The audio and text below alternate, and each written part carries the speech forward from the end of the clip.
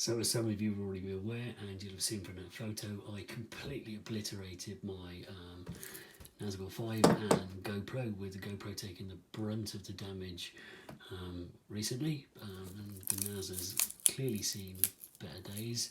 So that's parked for a moment, and we have my new ProTech 35, which is awesome, and an empty case. And what's just arrived today is the insurance replacement from GoPro. Now they're fairly clear that it's not a new one, it is just a replacement.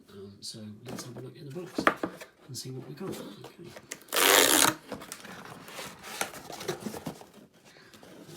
Very nicely packaged together. That looks okay. That looks... Oh, that's certainly nicely put together. Protectors across the back. Okay. A battery just here. Let's open the battery up.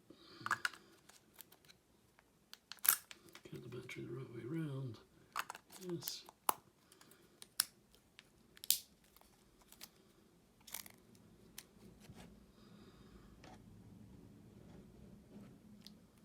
Get the right button might help.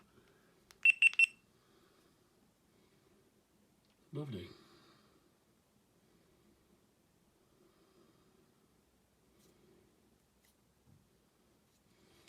I'm ready to set up.